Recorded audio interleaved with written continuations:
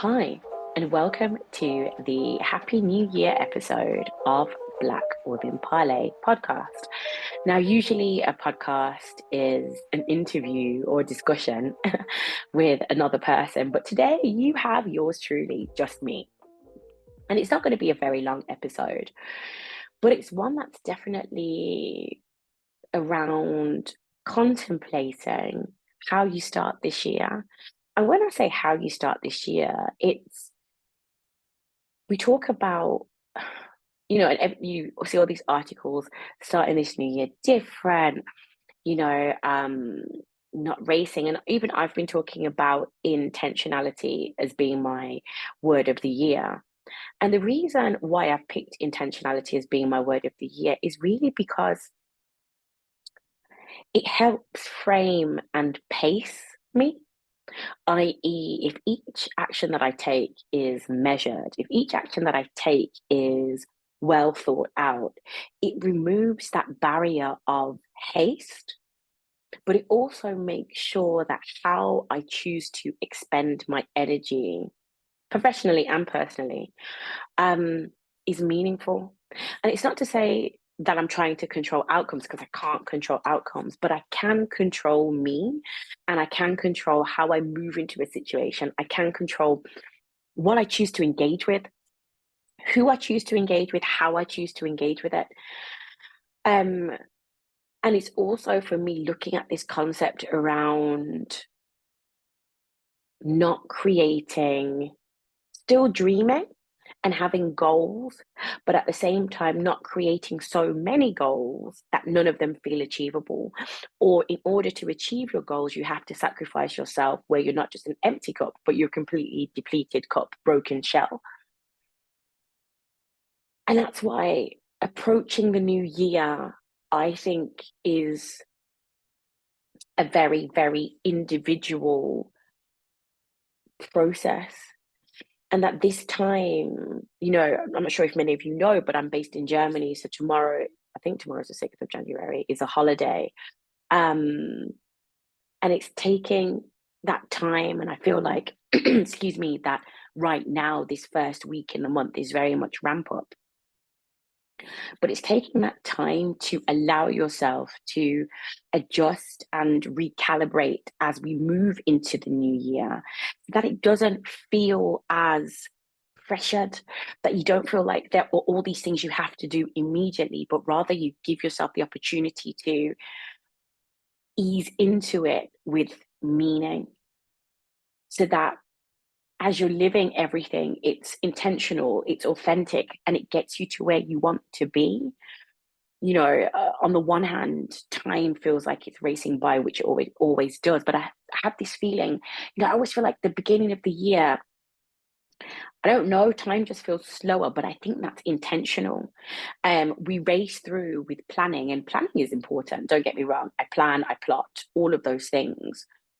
But this year, my biggest change is I'm not going to over plan or over plot, because I still want to make sure that I can maintain the momentum throughout the year, but also being very intentional about creating spaces, pauses, breaks, so that it's not continuously this cycle of running, running, running, running, running, where everybody else dictates my plan or dictates your plan, but rather you take the control back and say, this is what I'm willing to do, this is what I'm not willing to do, and this is the time frame in which I can and will achieve it.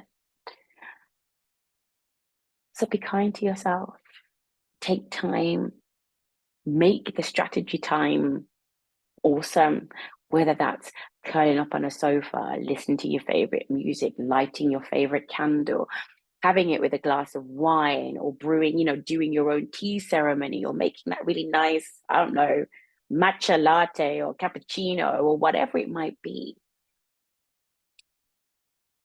Treat strategizing as an event. Treat it almost like your insurance, like it's the one thing that's just going to make your life better, which is this net that says, in being intentional, I will not sacrifice myself or my peace of mind in order to achieve goals. And this whole sacrificing our peace of mind can come in so many different shapes and forms. And it's not to say we get it right. I don't get it right all the time. And sometimes I'm wondering, how did I land back here? I promised myself I wouldn't. I promised myself I would focus on self-care. I promised myself I would be very proactive with making sure I put myself first and blah. And all of a sudden, old habits die hard. Corporate training means that you as the individual you don't prioritize yourself. You prioritize output. You prioritize delivering to stakeholders. What you don't prioritize is how do I feel and what does it personally cost me to deliver those stakeholders, because we think about it in terms of, if I don't deliver, then I'm not going to get paid. Well, salary is for the most part guaranteed. And we are allowed as humans to have those human fluctuations where not every day is a great day, not every day is a winning day. Some days a losing day, some day is the secret. I remember we used to have the secret days where I was just surfing the internet and did a bit of this and a bit of that. It's okay to have those days. Nobody is 100% on 100% of the time. And that can be factored into the strategy. We have to create a buffer, and the buffer won't be perfect and the actions won't be perfect. But if anything, my New Year's message is be kind to yourself, create the space for yourself that you need.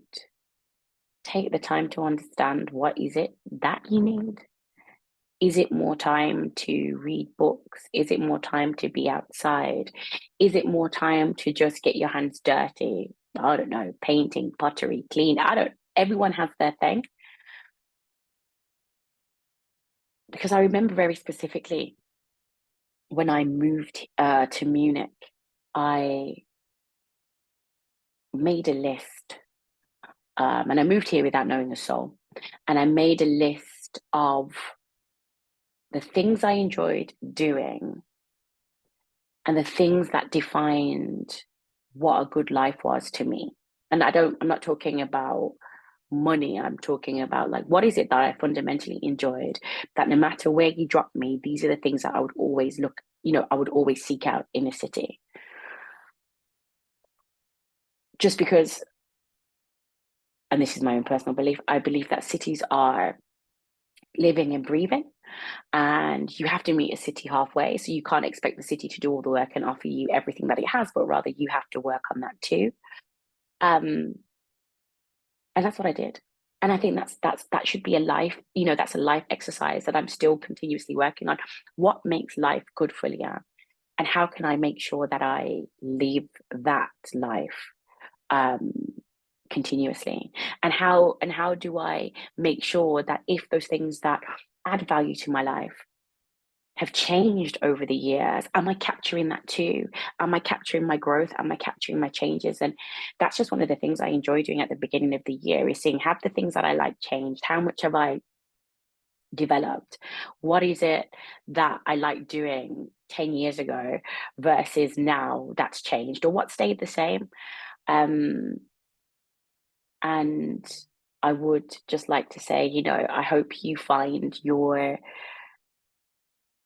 activities, the things that you enjoy doing, that make you happy, and that you build your little list of things that are quintessential to your life. What for you makes life feel luxurious? What for you makes life authentic?